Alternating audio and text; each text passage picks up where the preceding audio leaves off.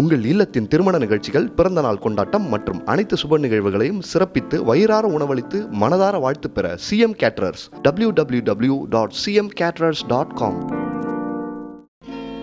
கடவுள் ஏன் கல்லானான், மனம் கல்லாய் போன மனிதர்களாலே. அதுக்கப்புறம் அந்த பேஷண்ட்டுக்கு யாரோ வந்து பார்த்தீங்கன்னா, நீங்கள் வந்து துளசி செடி வச்சுட்டு அந்த துளசிக்கு வந்து பார்த்தீங்கன்னா டெய்லியும் தண்ணி ஊற்றிட்டு வாங்க, இதெல்லாம் சரியாக போகும்னு சொல்லியிருக்கிறாங்கன்னு சொல்லிட்டு என்கிட்ட வந்து சொன்னாங்க. எனக்கு வந்து சமகம், ஏன்டா நான் மாத்திரை கொடுக்குறேன், நான் வந்து ஒர்க் அவுட் சொல்கிறேன், டயட் சொல்கிறேன், இதெல்லாம் செய்யாது, நீ துளசிக்கு தண்ணி ஊற்றினா சரியாயிடுமா, என்னடா இதுன்ற மாதிரி எப்படி சொல்கிறது, கண்ணை எடுத்துட்டு வண்டி போகாத ஜீவா அப்படின்ற மாதிரி எனக்கு ஃபீல் ஆச்சு. உப்புக்கல்லை பைரம் என்று சொன்னால் நம்பி ஒப்புக்கொள்ளும் மூடருக்கு முன்னால். வணக்கம் டாக்டர். லாஸ்ட் வீடியோவில் உடலை வருத்தி செய்யும் பரிகாரங்களின் பின்னணியில் உள்ள அறிவியல் மற்றும் உளவியல் சார்ந்த சீக்ரெட்ஸை ரிவீல் பண்ணீங்க. அடுத்த கேள்வியாக, சாமியார்களும் ஜோசியக்காரர்களும் காகத்திற்கு உணவளிப்பது, கோமாதா சேவை செய்வது, மீன்களுக்கு உணவளிப்பது போன்ற பரிகாரங்கள் செய்வதன் மூலம் நம் உடல் மற்றும் ஆன்மா சார்ந்த பிரச்சனைகளுக்கு தீர்வு கிடைக்கும் என்று கூறுவது உண்மையா? ஸோ இந்த மாதிரி பழக்க வழக்கங்கள், இந்த மாதிரி பாரம்பரியம் வந்து பார்த்தீங்கன்னா நம்ம ட்ரெடிஷனில் ரொம்ப காலமாக இருந்துக்கிட்டு இருக்குது. இதை வந்து சாமியார்கள் சொல்லி ஃபாலோ பண்ணிகிட்டு இருக்காங்க, ஒரு பக்கம் ஜோசியர் சொல்லி ஃபாலோ பண்ணிகிட்டு இருக்காங்க. ஒரு சிலர் வந்து பார்த்திங்கன்னா வயசில் மூத்தவங்க சொன்னாங்க அப்படின்னு சொல்லிட்டு ஃபாலோ பண்ணிகிட்டு இருக்காங்க. பட் இதில் யாருக்குமே இதை ஏன் பண்ணுறோம், எதுக்கு பண்ணுறோம் நீங்கள் கேள்வி கேட்டிங்கன்னா அதெல்லாம் தெரியாது. அவங்க சொன்னாங்க நீ பண்ணி தான் ஆகணும், அந்த சித்தர் சொன்னார் நீங்கள் பண்ணி தான் ஆகணும், அந்த புக்கில் போட்டிருக்கு நல்லா பண்ணி தான் ஆகணும் அப்படின்ற மாதிரி சொல்லுவாங்க. இதை வந்து நம்ம எப்போ நம்ம கேள்வி கேட்க ஆரம்பிக்கிறோமோ அப்போ தான் இதை சரியாக நம்ம பயன்படுத்த முடியும். ஸோ இந்த வீடியோவில் வந்து இந்த விஷயங்கள் எப்படி ஃபங்க்ஷன் ஆகுது அப்படிங்கிறத பற்றி நம்ம டீட்டெயிலாக பார்ப்போம். என்னது தாத்தாவுக்கு நாக்கு இழுக்கிறது, ஸ்ட்ரோக்கா? வளராது, காக்காய்க்கு சாத வைக்கிறா.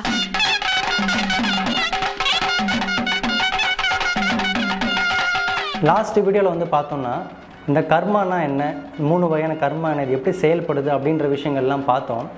ஸோ இப்போ இந்த கர்மா வந்து நம்மளுடைய பாடியை எப்படி அஃபெக்ட் பண்ணோம். ஸோ பாடி நான் மீன் பண்ணுறது உங்களுடைய ஃபிசிக்கல் பாடி மட்டும் கிடையாது. யோகத்தில் வந்து பார்த்திங்கன்னா உங்கள் பாடியை வந்து 5 வகையான பாடியை பிரிப்பாங்க. அதாவது அன்ன உடல், அப்புறம் மனோ உடல், பிராண உடல், ஞான உடல், ஆன்ம உடல்னு சொல்லி பிரிப்பாங்க. ஸோ இதுக்கு வந்து பார்த்திங்கன்னா நீ கேட்கலாம், ஃபிசிக்கல் பாடி நான் பார்க்குறேன், நீ மீதி சொல்கிற 4 பாடிக்கும் வந்து பார்த்திங்கன்னா ஃபிசிக்கல் எவிடன்ஸும் இல்லை, எந்த ப்ரூஃபும் கிடையாது, பட் இது எப்படி நான் நம்புறது அப்படின்ற மாதிரி சொல்லுவாங்க. இப்போ ஃபிசிக்கல் பாடியில் வந்து ஒரு கர்மான்னு நான் சொல்லியிருக்கேன், ஒரு ஆக்ஷன், அந்த ஆக்ஷனோட ரியாக்ஷனாக பாடியில் நமக்கு எந்த விஷயமும் நடக்கும். எடுத்துக்காட்டுக்கு உங்களுக்கு நான் சொல்கிறேன், இப்போ ஒரு ஜிம் போகிறீங்கன்னு வச்சுக்கோங்களேன். இப்போ ஜிம் போகிறீங்க அப்படின்னா நீங்கள் வந்து ஒரு எக்யூப்மெண்ட் யூஸ் பண்ணி ஒரு ஒர்க் அவுட் பண்ணுறீங்க. அந்த ஒர்க் அவுட்டே வந்து பார்த்திங்கன்னா கிட்டத்தட்ட ஒரு பரிகாரம் தான். நான் உங்களுக்கு அது எப்படின்னு சொல்கிறேன். இந்த ஒர்க் அவுட்டே வந்து இப்போ நீங்கள் செஞ்சுட்ருக்கீங்க அப்படின்னா உங்களுக்கு ஒரே நாளில் வந்து ரிசல்ட் கிடைக்காது. அதை கன்சிஸ்டண்ட்டாக செஞ்சுக்கிட்டே இருக்கணும். அதுக்கான டயட், அதுக்கான ரெஸ்ட்டுன்னு சொல்லிட்டு அதுக்கு 1008 டிசிப்ளின் இருக்குது. அதை ஃபாலோ பண்ணிவிட்டு நீங்கள் செஞ்சீங்க அப்படின்னா தான் உங்கள் உடலில் வந்து பார்த்திங்கன்னா ஒரு மாற்றம் இருக்கும். இப்போ நீங்கள் செஞ்சீங்க அந்த ஆக்ஷன் ரிசல்ட்லாம் எங்கே போச்சு அப்படின்னு பார்த்தீங்கன்னா உங்கள் உடம்புல தான் இருக்குது. ஸோ ஒரு ஃபஸ்ட்டு இருந்தப்போ ஒரு டிஃப்ரெண்ட்டான ஷேப்பில் இருந்த ஒரு உடம்பு நீங்கள் ஒர்க் அவுட் பண்ணதுக்கப்புறம் வந்து பார்த்திங்கன்னா ஒரு டிஃப்ரெண்ட்டான ஷேப்பில் இருக்குது. அது எல்லாமே என்னென்னா அது உங்கள் கர்மா தான். நீங்கள் செஞ்ச கர்ம வினை வந்து பார்த்திங்கன்னா அது ஒரு ஷேப்பாக எடுத்து ஒரு ஸ்ட்ரக்சராக வந்து நிற்குது. ஸோ ஃபிசிக்கல் பாடியை ஒரு ஸ்ட்ரக்சரில் இன்னொரு ஸ்ட்ரக்சருக்கு ஒரு குறிப்பிட்ட ஒரு ப்ராக்டிஸ் மூலிமா நீங்கள் மாற்றுறீங்க இல்லையா, அது யோகாவாக இருக்கலாம், இல்லை ஜிம்மாக இருக்க எதுவாக வேணா இருக்கலாம். அதே போல் உங்களுடைய மன உடல், உங்கள் பிராண உடல், இந்த மாதிரி நான் சொன்ன மீதி இருக்க உடலுக்கும் வந்து பார்த்தீங்கன்னா குறிப்பிட்ட ப்ராக்டிஸ் இருக்குது.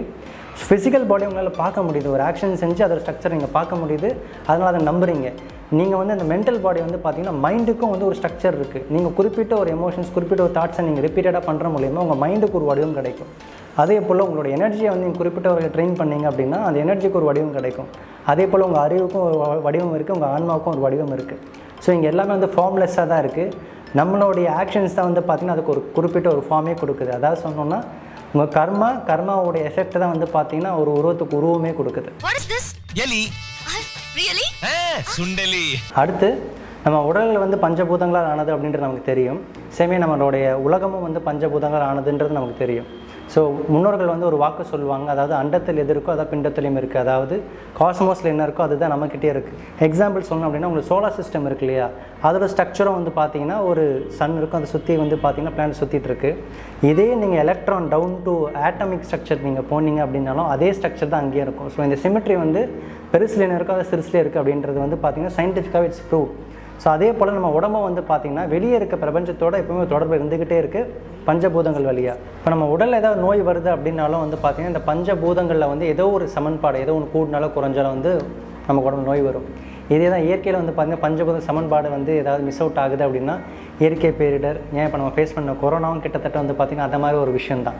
ஸோ இந்த மாதிரி வெளியே இம்பேலன்ஸ் ஆனாலும் ஒரு பிரச்சனை வருது, உள்ள இம்பேலன்ஸாக ஒரு பிரச்சனை வருது. இதே லெவல்ஸ் தான் வந்து பார்த்திங்கன்னா உங்களோட மைண்டுக்கும் அடாப்ட் ஆகும், உங்களுடைய எனர்ஜி பாடிக்கும் அடாப்ட் ஆகும். ஸோ இப்போ வந்து நமக்கு ஒரு பிரச்சனை வருது, இப்போ பரிகாரங்களோ இல்லை ஏதோ ஒரு விஷயம் பண்ணுறோம்னா ஏதோ ஒரு பிரச்சனையை மைண்டில் வச்சுட்டு அந்த பிரச்சனையை ஷார்ட் அவுட் பண்ணுன்றதுக்காக ஒரு குறிப்பிட்ட ஒரு மெத்தடை ஃபாலோ பண்ணுறோம். அதுக்கு வந்து பார்த்திங்கன்னா ஒரு லெவல் இருக்குது, இல்லை ஒரு டிஃப்ரெண்ட் பெர்ஸ்பெக்டிவ் இருக்குது. எந்த லெவலில் நீங்கள் அடி வாங்குறீங்களோ அந்த லெவலுக்கான கர்மாவை பண்ணுன்றது தான்.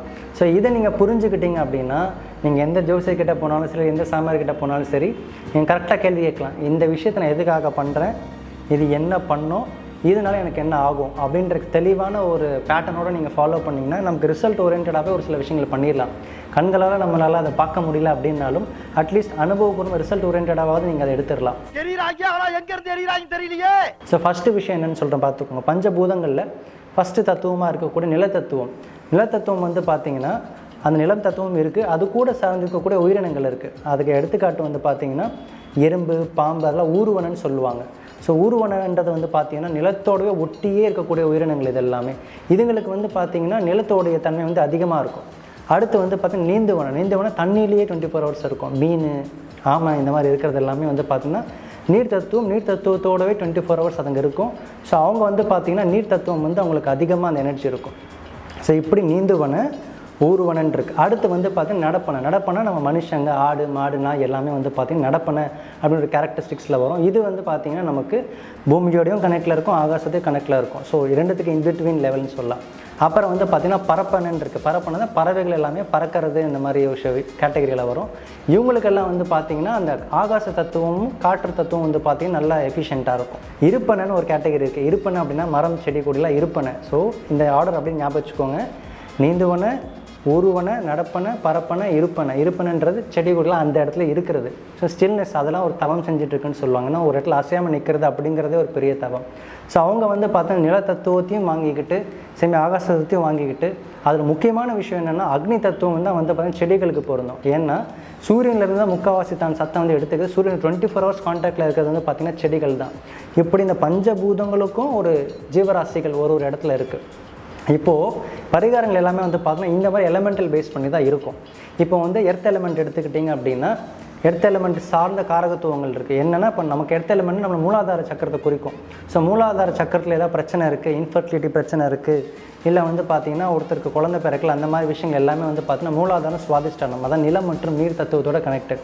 ஸோ சொல்லுவாங்க இப்போ குழந்தை பிறக்கல அப்படின்னா வந்து நீங்கள் குளத்தில் போயிட்டு இந்த மீனுக்கு பொறி போடுங்க, இந்த மாதிரி சின்ன சின்ன விஷயங்கள் சொல்லுவாங்க. அது என்ன அப்படின்னா நீங்கள் அங்கே இருக்கக்கூடிய அந்த ஒரு எலமெண்ட்டில் இருக்கக்கூடிய பீயிங்ஸை நீங்கள் சந்தோஷப்படுத்துனீங்க அப்படின்னா அதனுடைய கர்ம உடனே உங்களுக்கு இருக்கக்கூடிய கர்மாவை ரிமூவ் பண்ணி விட்டுரும். இதுதான் வந்து பார்த்திங்கன்னா ஒரு பேசிக் சயின்ஸ். ஃபார் எக்ஸாம்பிள், நான் வந்து ஒரு பேஷண்ட்டை ட்ரீட் பண்ணேன். அவருக்கு வந்து பார்த்திங்கன்னா பித்தம் ரிலேட்டடாக ஒரு விஷயம் இருக்குது. பித்தம் அப்படின்னா அவருக்கு ஒன்றும் வயிற்றில் அல்சரு, எது சாப்பிட்டாலும் வந்து பார்த்திங்கன்னா பித்த வாந்தி வந்துக்கிட்டே இருக்கும், பாடிக்கும் உஷ்ணமாகவே இருக்கும். ஸோ அதுக்கு வந்து பார்த்திங்கன்னா கரெக்டான மெடிசன் எடுத்துக்கிறாரு, ஓகேங்களா, கரெக்டான டயட் ஃபாலோ பண்ணுறாரு, நான் சொல்லக்கூடிய யோகா மெத்தட்ஸ் எல்லாமே ஃபாலோ பண்ணுறாரு. பட் இருந்தாலும் வந்து பார்த்திங்கன்னா அவருக்கு அந்த பித்தமும் அந்த சூடும் வந்து பார்த்திங்கன்னா அடங்கின பாடு இல்லை. அதுக்கப்புறம் அந்த பேஷண்ட்டுக்கு யாரோ வந்து பார்த்திங்கன்னா நீங்கள் வந்து துளசி செடி வச்சுட்டு அந்த துளசிக்கு வந்து பார்த்திங்கன்னா டெய்லியும் தண்ணி ஊற்றிட்டு வாங்க, இதெல்லாம் சரியாக போடுன்னு சொல்லியிருக்கிறாங்கன்னு சொல்லிட்டு என்கிட்ட வந்து சொன்னார். எனக்கு வந்து சமகம், ஏன்டா நான் மாத்திரை கொடுக்குறேன், நான் வந்து ஒர்க் அவுட் சொல்கிறேன், டயட் சொல்கிறேன், இதெல்லாம் செய்யாது, நீ துளசிக்கு தண்ணி ஊற்றினா சரியாயிடுமா, என்னடா இதுன்ற மாதிரி எப்படி சொல்கிறது, கண்ணை எடுத்துகிட்டு வண்டி போகாத ஜீவா அப்படின்ற மாதிரி எனக்கு ஃபீல் ஆச்சு. அதுக்கப்புறமா வந்து பார்த்திங்கன்னா ரொம்ப சின்சியராக பண்ணியிருக்காரு. அதுக்கப்புறம் வந்து பார்த்திங்கன்னா சின்னதாக ஒரு மீன் தொட்டி வச்சு மீனை வேறு வளர்த்துட்டு வந்தார். அதுவும் வந்து யாரோ ஒருத்தர் சொன்னாங்கன்னு சொல்லிட்டு ட்ரை பண்ணியிருக்காரு. நீங்கள் நம்ப மாட்டீங்க, நான் சொல்கிறதையும் ஃபாலோ பண்ணிட்டு இருந்தார். பட் அது பண்ண ஸ்டார்ட் பண்ணது கிராஜுவலாக என்னாலே சென்ஸ் பண்ண முடிஞ்சு. அவரோட ஃபேஸ்லேயே செஞ்சு நாடி பிடிச்சி பார்த்தப்போ அந்த பித்தத்தோடைய லெவல் வந்து பார்த்தீங்கன்னா அந்த அளவு குறைஞ்சிருந்துச்சு. எனக்கு ரொம்ப ஆச்சரியமாக போச்சு. என்னடா நம்ம இவ்வளோ பண்ணோம், இதில் ஒர்க் அவுட் ஆகலை, ஜஸ்ட் ஒரு துளசி செடிக்கு வந்து தண்ணி ஊற்றுறதுனாலையும் இல்லை வந்து ஒரு மீன் தொட்டிக்கு மீனை வளர்க்கறதுனால எப்படி வந்து பித்தம் குறையும் அப்படின்ற மாதிரி யோசிச்சேன். அதுக்கப்புறம் தான் இந்த சயின்ஸில் எடுத்து கொஞ்சம் நோண்டவே ஆரம்பித்தேன். ஸோ அப்போது நான் அதை கொஞ்சம் டீப்பாக போய் நிறைய பேர்கிட்ட விசாரிச்சுட்டு நிஜமாக ப்ராக்டிஸ் பண்ணுறவங்கள்ட்ட கேட்டப்போ தான் ஒரு விஷயம் நான் புரிஞ்சுக்கிட்டேன். நான் சொன்னேன் இல்லையா, ஒரு தத்துவங்கள் சொன்னேன் இல்லையா, இப்போ அவருக்கு என்ன பித்தம் வந்து எலிவேட் ஆகிருக்கு, பித்தம் அப்படின்னா ஃபயர் எலிவேட் ஆகிருக்கு. இப்போ நான் சொன்ன துளசி வந்து அந்த நெருப்பு தத்துவம் கனெக்ட் ஆக சொன்னால் செடிகள் எல்லாமே சன்லைட்டோட எப்போவுமே தொடர்பில் இருக்குது. ஸோ இப்போ அந்த நெருப்பு தத்துவத்தை தண்ணி ஊற்றி சாந்தப்படுத்தியிருக்காரு, பாயிண்ட் 1. இன்னொன்று அவர் நீர் தத்துவத்தை ஏற்றுறதுக்கு வந்து பார்த்திங்கன்னா மீன்களுக்கு வந்து பார்த்திங்கன்னா அது உணவு போடுறது, அதுங்களை வந்து பாதுகாக்கிறது, இல்லை அதுங்களுக்கு வந்து ஒரு சேவை செஞ்சுருக்கிறார். ஸோ இப்படி வந்து அந்த அக்னியும் கம்மி பண்ணி நீர் தத்துவம் ஏற்றனால வந்து பார்த்திங்கன்னா அது பாடியில் டக்குன்னு ஒரு சேஞ்ச் ஆகிருக்கு. எது எப்படா நடக்குதுன்னு சொல்லி அதுக்கப்புறம் தான் அந்த கர்மாவோடைய கான்செப்ட்ஸ் தான் நான் புரிஞ்சுக்க ஆரம்பித்தேன். ஓகே, ஸோ அதாவது அங்கே இருக்கக்கூடிய ஒரு விஷயத்தை நம்ம சேஞ்ச் பண்ணுற மூலயமா அதோட ரிலேட்டட் கர்மா தான் நமக்கு இருக்குது. ஸோ அதுவும் வந்து தன்னை சேஞ்ச் பண்ணிக்குது. ஸோ அங்கே நடக்கிற மூலயமா இங்கே நடக்குது. இப்போ தான் புரிஞ்சுக்கிட்டேன் ஏன் வந்து எல்லா ஜீவனையும் தன் ஜீவன் போல் பாவிக்கணும். எல்லாமே நம்மளோட அன்பே சிவம், எல்லாமே நம்மளுடைய தான். வள்ளலார் வந்து அடிக்கடி ஒன்று சொல்லுவார், இந்த ஜீவகாரணன்ட்டு. அந்த ஏன் ஜீவகாரணின்றது எனக்கு இப்போ தான் புரிஞ்சுது. எல்லாருக்கும் சோறு போடுங்க, எல்லாத்துக்கும் சோறு போடுங்க, ஒரு பயிர் வாடு நீங்கள் வாட்டினா தான் ஃபீல் பண்ணுங்க அப்படின்னு சொன்னது. ஏன்னா முக்கியமான விஷயமே கர்மா ஃபேக்டர் வந்து எஸ்கேப் ஆகிறது ரொம்ப முக்கியமான விஷயமே இந்த ஜீவகாரண்யம் தான். ஸோ இப்படி நீங்கள் பறவைகளுக்கு, மீன்களுக்கு, அதான் சொன்னது, எந்த 5 எலிமெண்ட்ஸில் இருக்கிற ஒவ்வொன்றுத்துக்கும் நீங்கள் ஜீவகாரணியமாக நீங்கள் ஏதோ ஒன்று சரி நீங்கள் உணவாக தான் கொடுக்கணும் அவசியம் கிடையாது. அவங்களுக்கு ஏதோ கஷ்டப்படுறப்போ செடி ஒன்றும் இல்லை காஞ்சு போயிருக்குன்னா அதுக்கு தண்ணி ஜஸ்ட் நீங்கள் கொடுக்குறீங்க அப்படின்னாலுமே அதுவும் ஒரு வகையான நமக்கு கர்ம ஆடட் ஃபேக்டர் தான். இப்படி ஒரு எலிமெண்ட் சார்ந்திருக்கக்கூடிய நோய்களுக்கு ஒரு பரிகாரம் வெளியே பண்ணுறப்போ அது உள்ள இன்டர்னல் ஒர்க் ஆகுது அப்படிங்கிற சயின்ஸை தெரிஞ்சுக்கிட்டேன்.